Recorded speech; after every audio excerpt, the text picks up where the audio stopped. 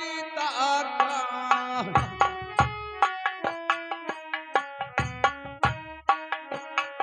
ओ मतवा पिता का बाबू, मतवा पिता का।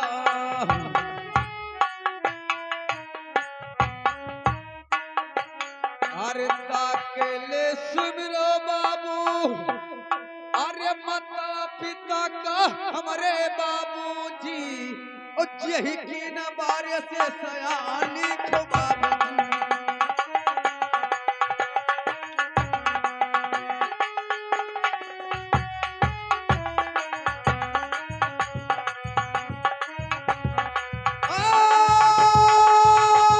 सयानी खो बाबूजी,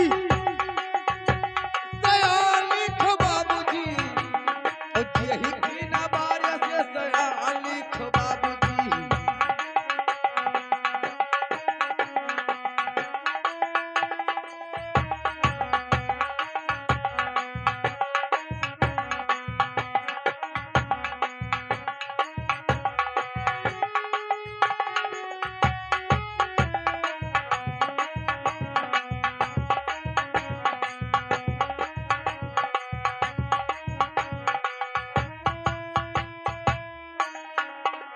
अरे तो हिंदूनी करा लिखो रामा रामा बाबूजी।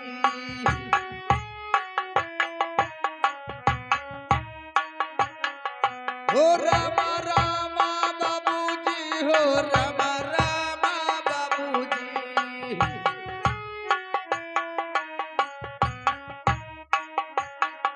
अरे हिंदूनी के लिखो बाबू, अरे राम राम हमारे बाबूजी, अब मुस्लिम के लिखले सलाम हमारे बाबूजी।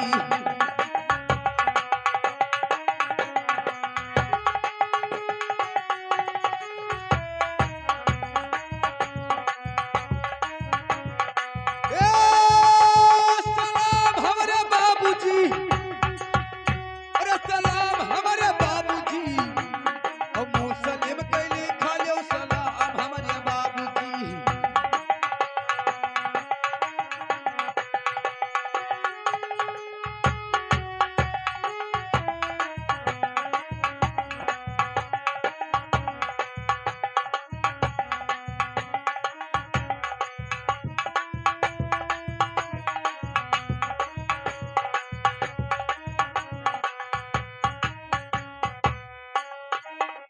अरे तो मतवा बहिन ग्यारह लिखा लो पाइलगी।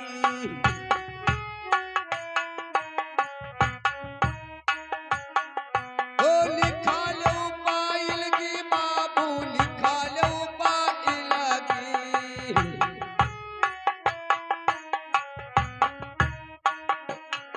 अरे मतवा बहिन के बाबू, अरे लिखलो पैलगी हमारे बाबूजी, और सनातन के लिखो प्रणाम हमारे बाबूजी।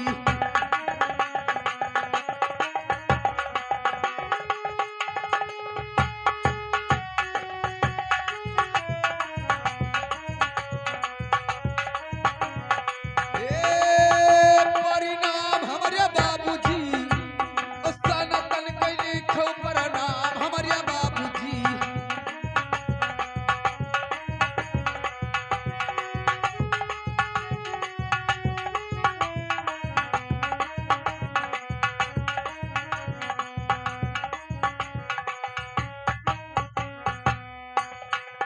और सुनिए बाबूजी लिखते हो,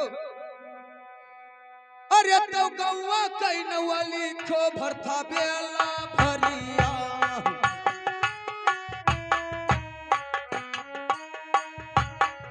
ए भरथा बेला भरिया बाबू, भरथा बेला भरिया।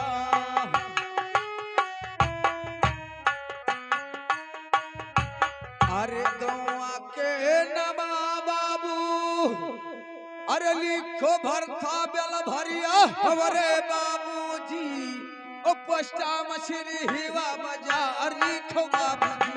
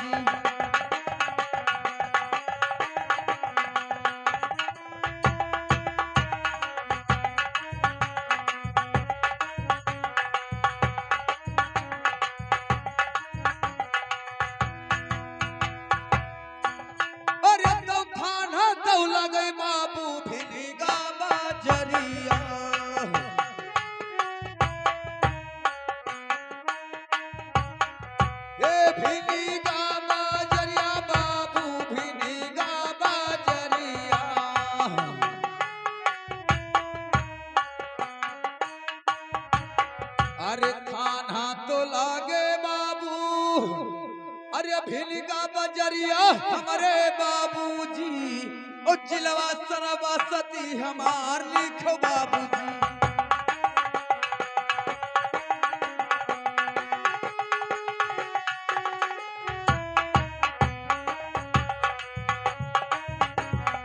ए हमार लिखो बाबूजी, अरे हमार लिखो बाबूजी, अरे जिलवा सरबसती हमार लिखो बाबूजी।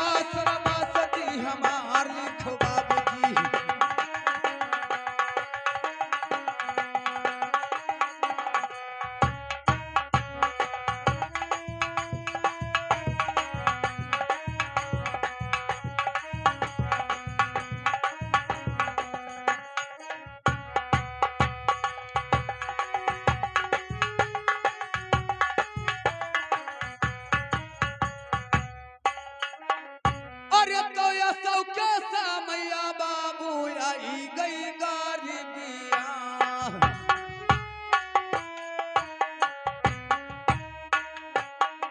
ओ आई गई गरीबिया बाबू आई गई गरीबिया।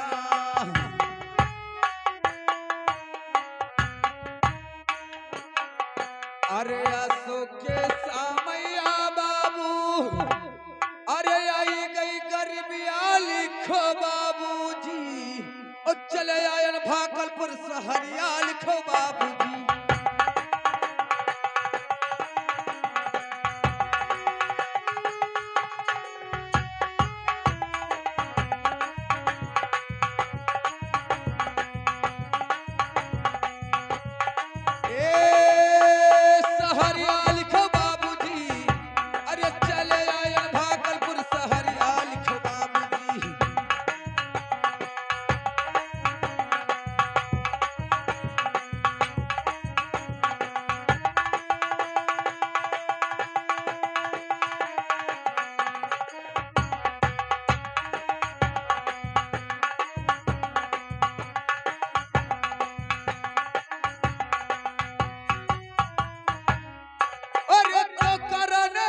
करिया बाबू घर से चालना है।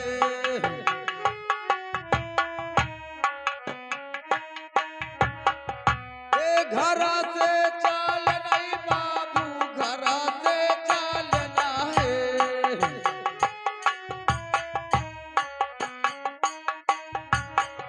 अरे करने नौकरिया बाबू, अरे घर से चलन है हमारे बाबूजी। ओ आई गईले तो हरे महलिया लिखो बाबूजी।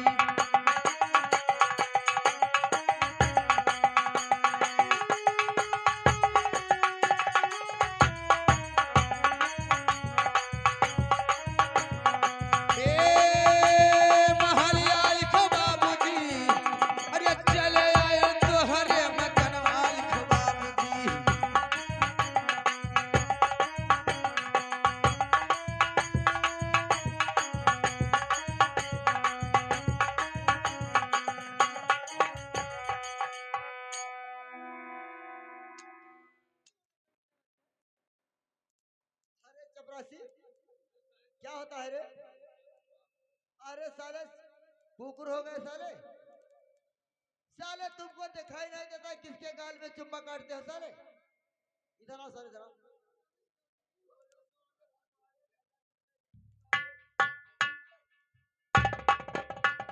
हर्ष नहीं बाबूजी। अरे तो 12 बरस के हो गए हमारी उमरिया।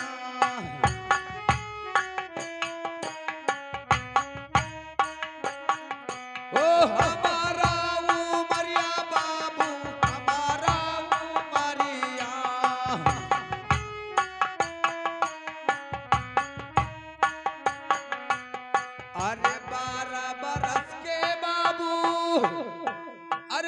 लिखो हमारा उमरिया हमारे बाबूजी ओ खेलत रहे जंगल शिकार लिखो बाबूजी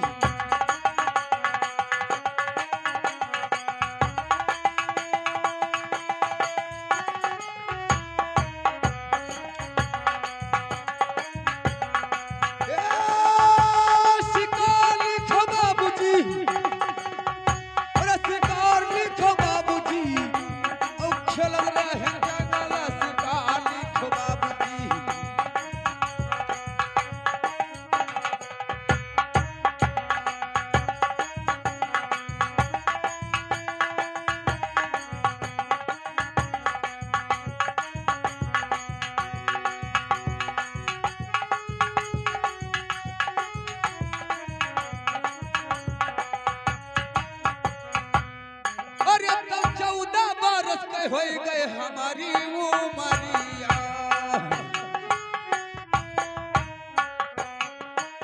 ए हमारा उमरिया बाबू हमारा उमरिया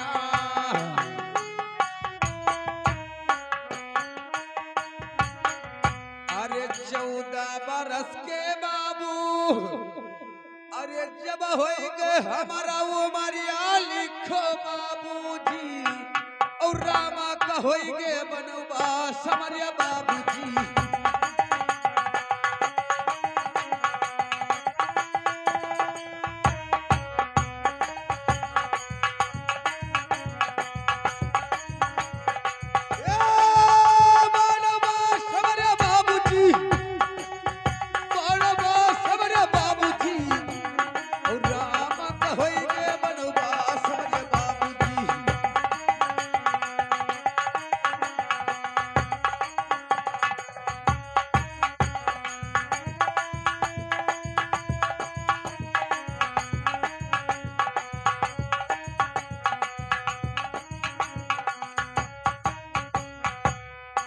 अरे तो 16 बरस के हो गए हमारी उमरिया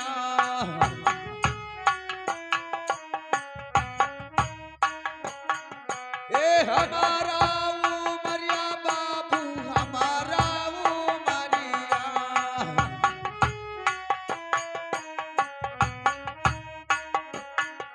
अरे 16 बरस के बाबू अरे हो गए हमारा उमरिया लिखो बाबूजी ओ सनवईपुरी में ससुराल लिखो बाबूजी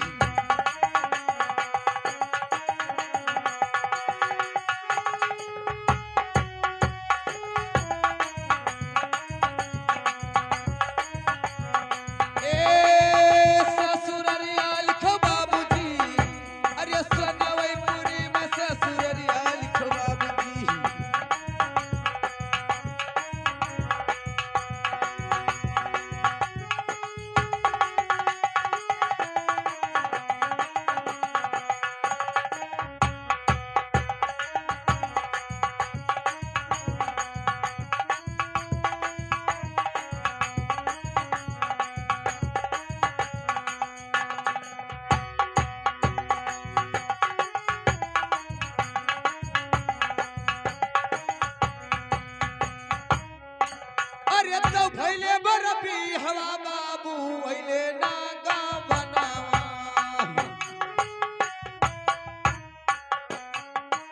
ओ अइले ना गावनवा बाबू अइले ना गावनावा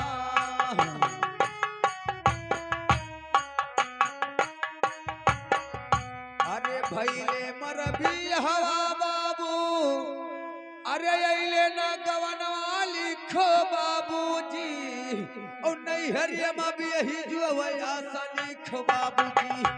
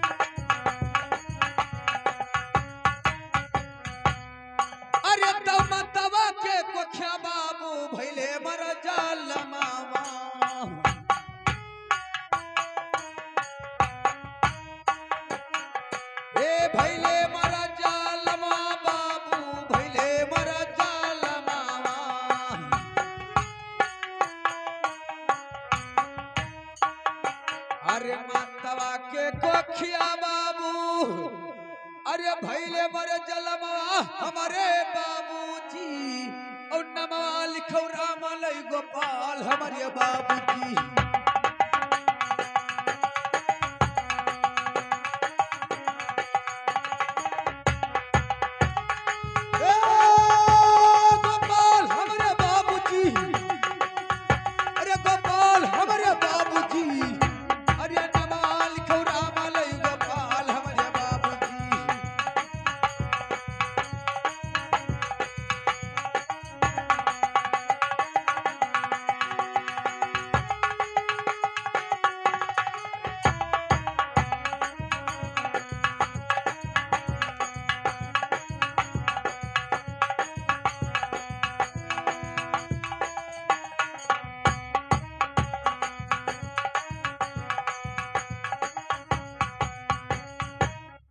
अरे तो सरजू की दरवा बाबू ग्राम रामा डेहरा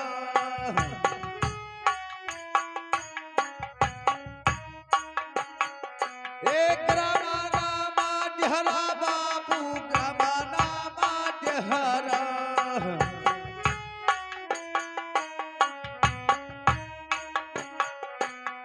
अरे सरजू की दरवा बाबू अरे ग्राम नाम डेहरा लिखो बाबूजी और जहां लिखने रामाया उतार हमारे बाबूजी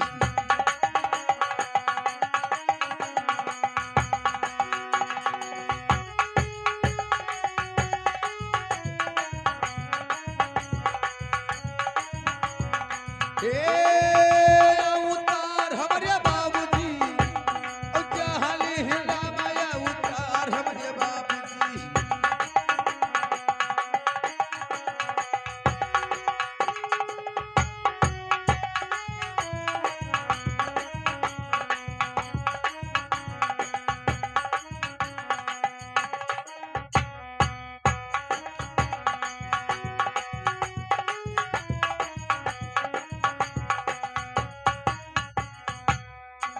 अरे तो यारा जिलमा बाबू घर है माँ कनावा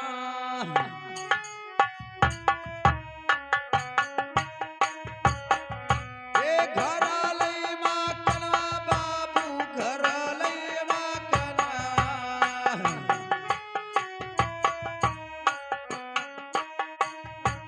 अरे यारा जिलमा बाबू अरे घर लई माँ कनवा लिखो बाबूजी ओ जिलवा बाटे छपरा सहरिया लिखो बाबूजी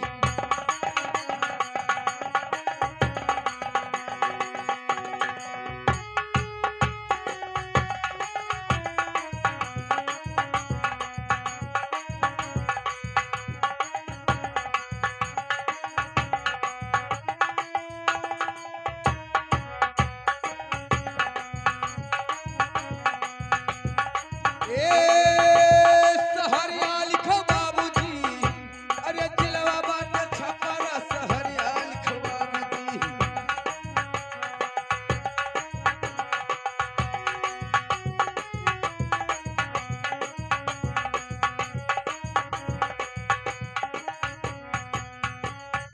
अरे तो चाचा कई नमवा लिखो जगन्नाथ छतरिया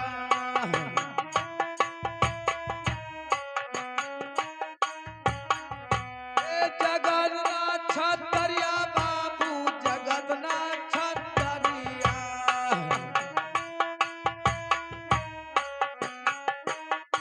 अरे चाचा के नमवा बाबू अरे जगन्नाथ छतरिया लिखो बाबूजी अब नहीं कहुई हम भतीजा लिखो बाबूजी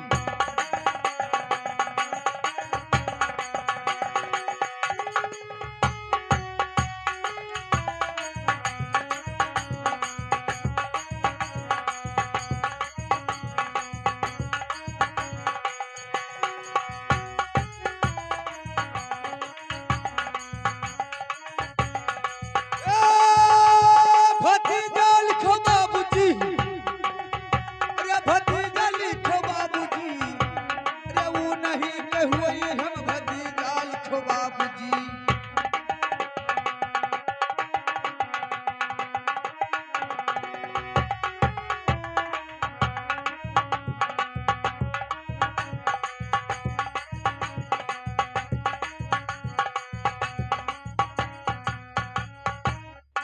तो पिताजी कई नमा लिखो भूपत सिंह छतरिया।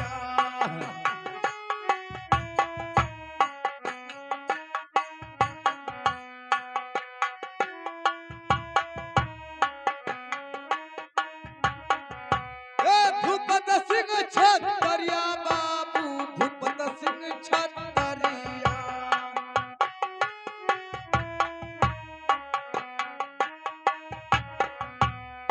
अरे पिता के नमा बाबू अरे लिखो भूपत सिंह छतरिया हमारे बाबूजी और जह करा बेटा जालिम सिंह सिपाही।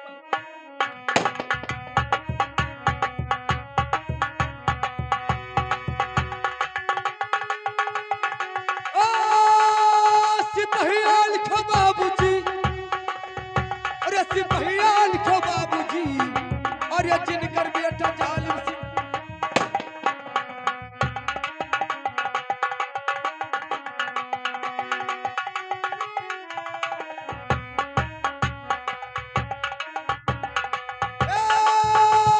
सिपहिया लिखो बाबूजी अरे सिपहिया लिखो बाबूजी अरे जहाँ करा बेटा जालिम सिंह सिपाही।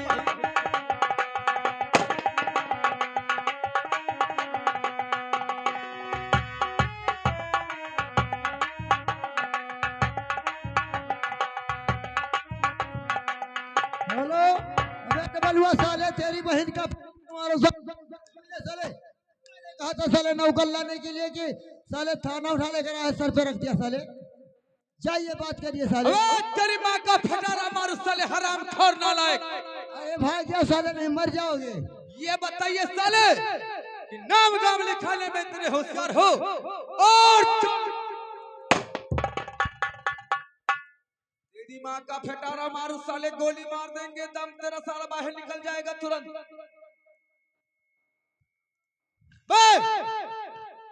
साले नाम गाम लिखाने में इतने होशियार हो बात करता और जालिम सिंह का नाम सुनकर भागते हो। साले भागो कितना भागोगे। अभी मैं तुझे बता रहा हूं साले। अरे मैं फिलिया मां अरे मैं फिलिया मां डबलू भागे न बचियो मैं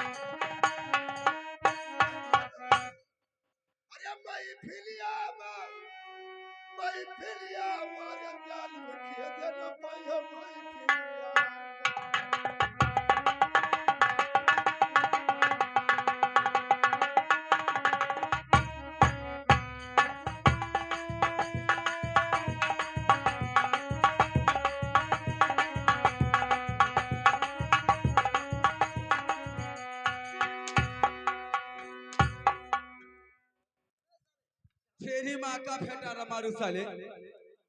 नाम गाम लिखाने में इतने होशियार हो और नाम सुनकर भागते हो और फिर ऊपर से कहते हो जालिम खेदे न पई हम मैं फिलिया मां। साले तुम्हारी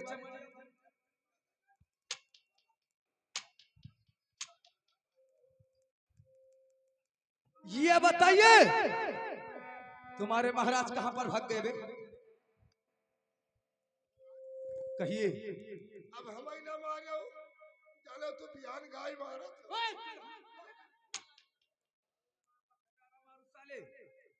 बोलते हो कि मैं गाभिन गाय हूं। तुम्हारी चमड़िया साले उधेड़ देंगे। लेकिन सुनिए डब्लू अरे तो नमवारे गमाली खयो भैया डबालू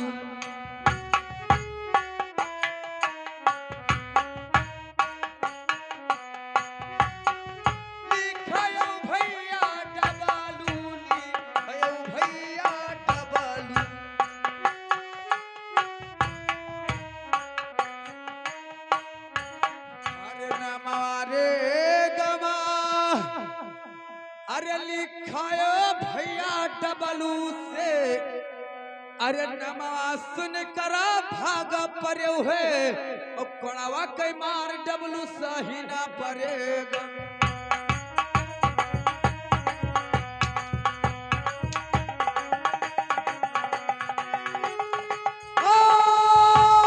सही ना परेगा, अरे खाना परेगा और कोड़ावा कई मार डबलू खाना परेगा।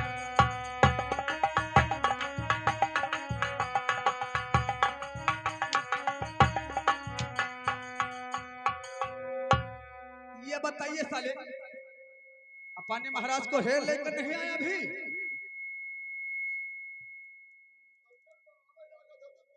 ये बताइए, अपने महाराज को साले हेर लेकर आइए। कनौवा कहाँ मर गया तेरा बहिनी? बे साले, क्या कहा साले? तुमसे साले मैंने कहा था कि हमारे राजधानी में नौकरी निकालने के लिए नौकर लेकर आइए साले, और तुम साले लिया थाना साले हमारे सर पे रख दिया है साले। इससे कौन बात करेगा रे? हम कहा जाने कि वो थनाई नहीं हुआ। अरे अब थनाई में तुम्हारे खोज देंगे साले, मर जाओगे। उसको जाकर के भगा दीजिए, बता दीजिए कि अपने सरकारी कर्मचारी हो तो अपने नौकरी को जाइए, और हमारे राजा मानसी के यहाँ पे आपका काम कोई नहीं है, बता दीजिए। बाप तेरे बहिनी ये बताइए साले, फिर भगा दिया अपने महाराज को?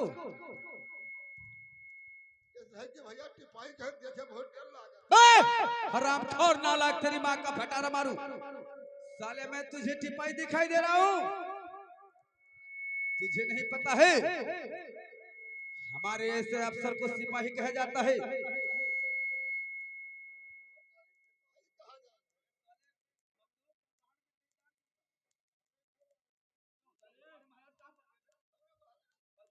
महाराज और डराए वाले हैं। क्या कहा है तुम्हारे महाराज ने? हमने महाराज कहा था हाँ, कि जाए सोनवा थाने खोए और जाए मल्लीपुर थाने खोए और अच्छा। जाए भिनका थाने खोए और जाए सिरसिया थाने खोए, अपन कटाने तक तेरी माँ का फटारा मारू साले, कटाने के बच्चे, नालायक साले, हराम खोर। ये बताइए, मैंने नाम लिखाया सारे यहाँ से कटवाने के लिए? सिपाही हेरत रहे। अबे जाइए अपने महाराज जी से बता दीजिए कि ना मैं सिरसिया का सिपाही हूँ, ना भिलगा का, ना ललिया थाना का। मैं अपने जिला शहर का रहने वाला हूँ और जालिम सिंह मेरा नाम।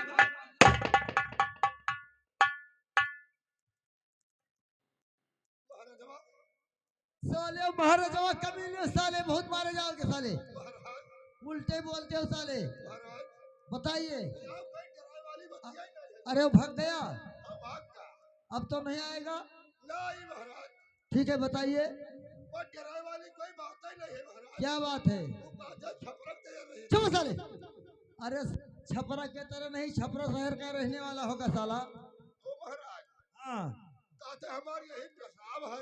अरे पेशाब नहीं साले, पोशाक कहता है कभी साले। साले उल्टा बोलते बोलते साले अपना खाल कटा रहे हो, मेरा कटाने की कोशिश करते हो साले। तो मैं डराए कौन बात है यार? ठीक है बलवाइए, बात करते हूँ। देखिए जालिम सिंह, कार का चोराऊ हराम खोर नालायक साले। साला हरदम उल्टा बोलता है साला। अबे देखिए बाबूजी, सुनिए जालिम सिंह, आप अगर कोई सरकारी कर्मचारी हो तो अपने नौकरी को जाइए, हमारे राजधानी में आपका कोई जरूरत नहीं है। देखिए बाबूजी, कहिए।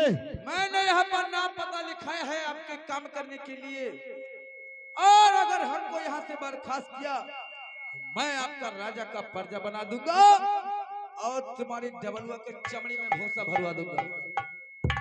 ये आप क्या कहना चाहते हो? साले देखिए बाबूजी,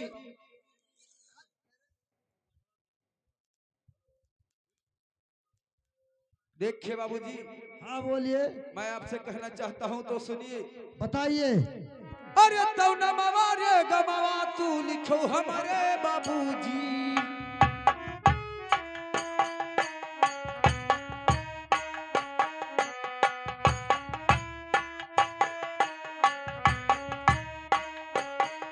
ओ लिखो हमारे बाबूजी, तू लिखो हमारे बाबूजी।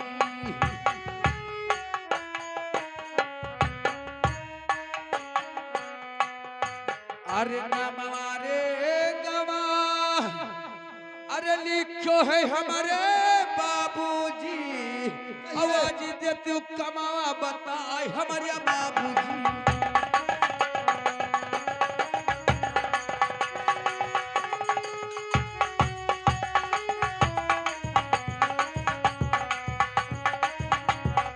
ओ बताए हमारे बाबूजी, अरे बताए हमारे बाबूजी।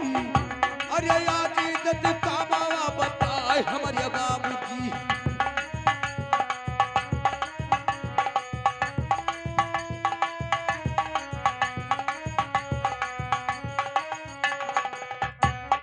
ए, बताए हमारे बाबूजी, अरे बताए हमारे बाबूजी।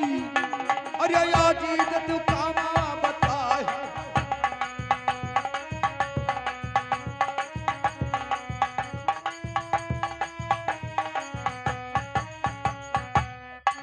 अबे डबलवा, जाइए आप, हमारा बहुत पुराना मंत्री हो, आप ही कर दीजिए उसको, आप बता दीजिए काम। महाराज हाँ जाकर यहाँ बताओ हाँ, इस बोझे का चबाई। सुनो साले, अरे हमें बारिश बहुत के महीने अबे, अरे साले मारने का बात करते हो तो मारे जाते हो, लेकिन सुनिए, मैं आपसे बता रहा हूँ,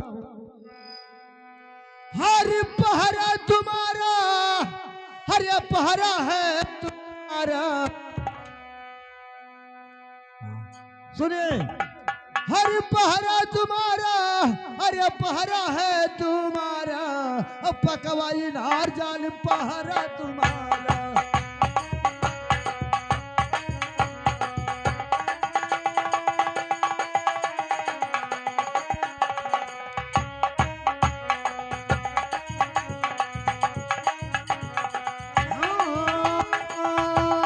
पहरा तुम्हारा, हर पकवाई नार जाल पहरा तुम्हारा।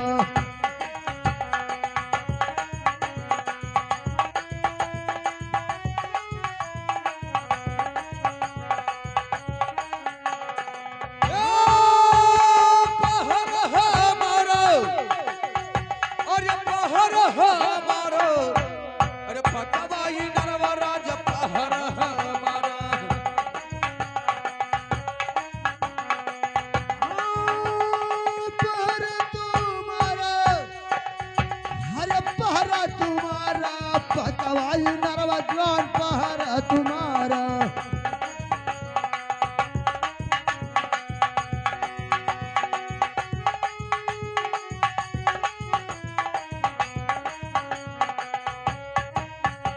और सुनिए, कहिए बाबूजी बताइए।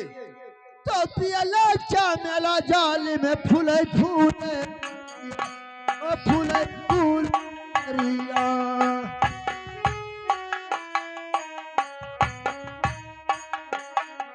ओ फूले फूले वरिया, जाल में फूले फूले वरिया।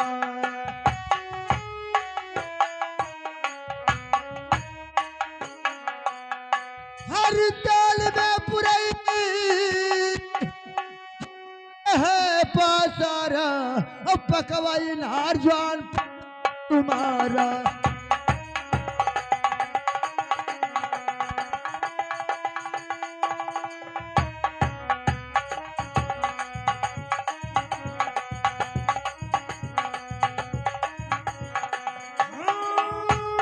पहरा तुम्हारा, हर पहरा तुम्हारा, पकवाई नार जान पहरा तुम्हारा।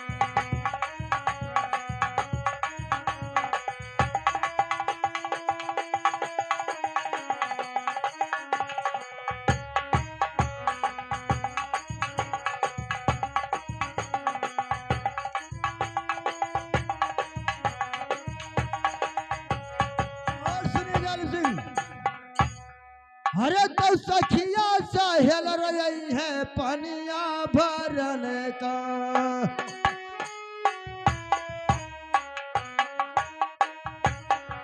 वो पनिया में पनिया भरन का।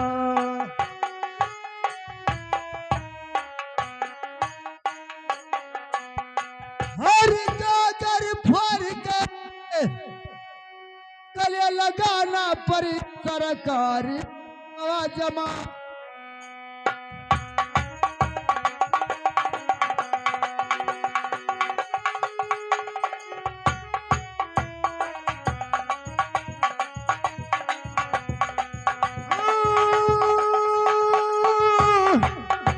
लगाना परी रे सरकारी हुकुमवा जमाना परी।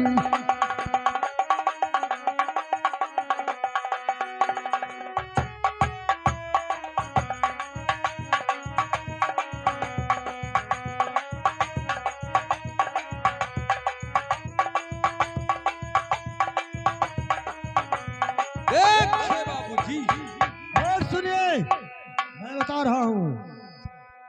तो कौरिया बछरुआ पनिया पियन का। वो पनिया पियन का।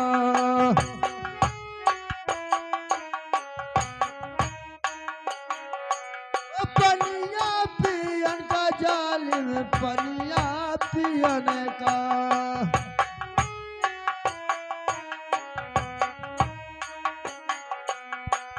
हर डंडा मार के हरिया भगान और सरकारी हुकुमवा पर।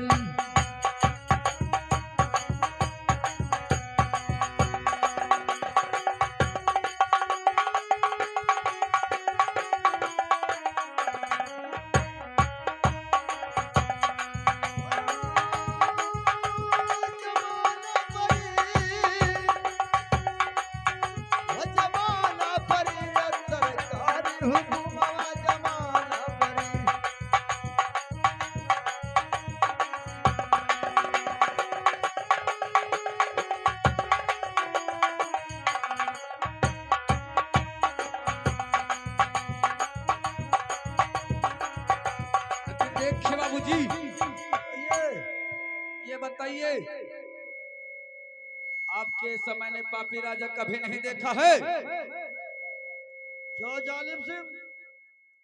देखिए बाबूजी, आप बताइए। अरे कमवाना, अरे ये कमवाना, ओ हमसे न होई है पापी कमवाना।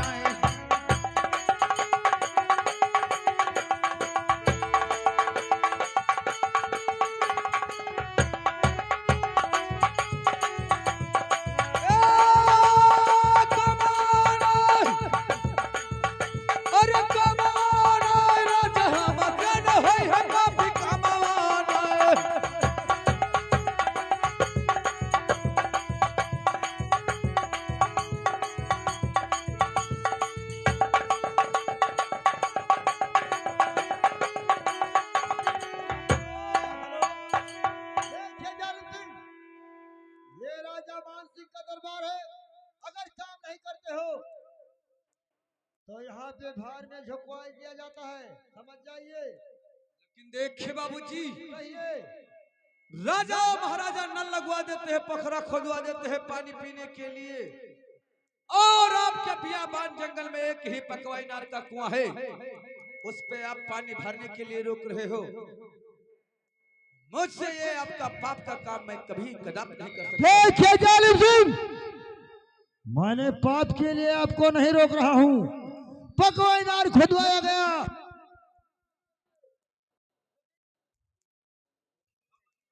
हेलो, लेकिन उसमें जहर निकल आया। अगर कोई प्रजा पानी पी लेते हैं या पशु पंछी पानी पीते हैं तो मर जाएंगे मेरा प्रजा, तो राज हमारा भंग हो जाएगा जालिम सिंह। इसलिए पकवाई नार का लगाया गया है।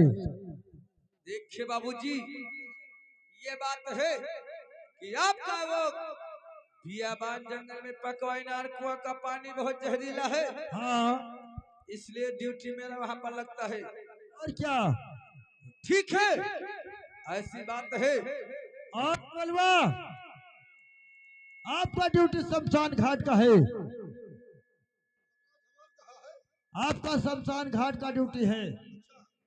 वहां पे जाइए, अगर कोई मुर्दा जलाना है तो 10 रुपये कर लेना है, तब को जलाने देना है।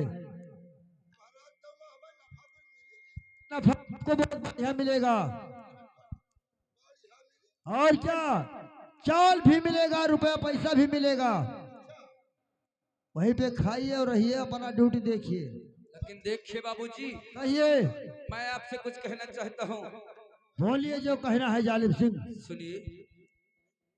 अरे तो चढ़ने का दे दो राजा हीरा नांदी घोड़ावा।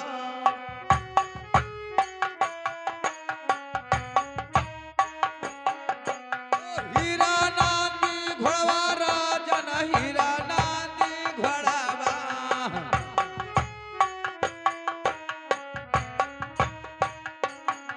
अरे चढ़ने का दे दो बाबू।